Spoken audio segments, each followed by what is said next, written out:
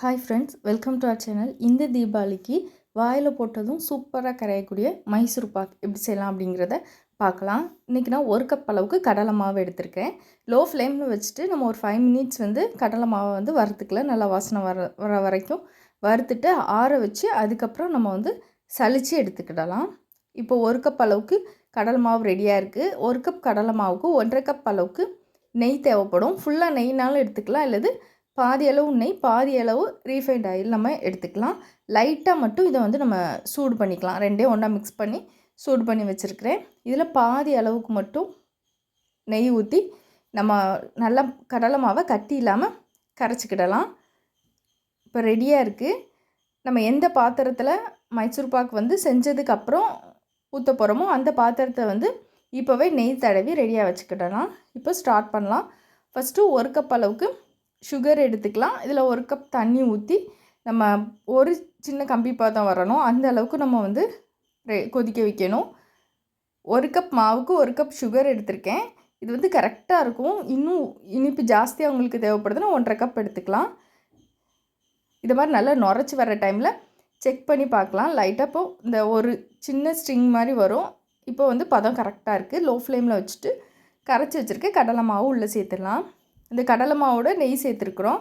அதனால் இப்போதைக்கு நெய் எதுவும் உள்ளே ஊற்ற வேண்டாம். கொஞ்ச நேரம் இந்த கடலை மாவு நல்லா அந்த நெய்யிலே வேகட்டும். அதுக்கப்புறம் கொஞ்சம் கொஞ்சமாக நம்ம மீதி இருக்குல்ல அந்த நெய்யை ஊற்றி நம்ம வேக வச்சுக்கிடலாம். கொஞ்சம் மிக்ஸ் பண்ணிவிட்டு கொஞ்சமாக ஊற்றிட்டு இன்னும் கொஞ்சம் நேரம் மிக்ஸ் பண்ணிகிட்டே இருக்கும்போது இந்த நெய்யெல்லாம் உள்ளே இழுத்துக்கிறோம். அப்புறம் எக்ஸ்ட்ரா நெய்யை ஊற்றிக்கலாம். அது மாதிரி 1.5 கப் அளவுக்கு நெய் ஃபுல்லாகவே நம்ம ஊற்றினோம் அப்படின்னா அதுக்குள்ளே வெந்து கரெக்டாக இருக்கும். இப்போ வெந்துட்டுன்னு எப்படி தெரியுதுன்னா நல்லா நுரைச்சி நமக்கே தெரியும், நல்லா டிஃப்ரெண்ட் தெரியும். இப்போ பாருங்கள், எக்ஸஸாக நமக்கு நெய்யை உள்ளே இழுத்துக்கிடாது, பாத்திரத்துலேயும் ஒட்டாமல் இதை மாதிரி வர டைமில் கரெக்டான பதம். இதை விட அதிகமாக நம்ம வச்சிடக்கூடாது, ஹார்ட் ஆயிரும்.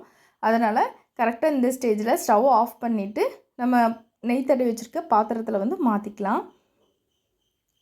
இப்போ இந்த பாத்திரத்தில் லைட்டாக ரொம்ப அழுத்தம் கொடுக்கக்கூடாது.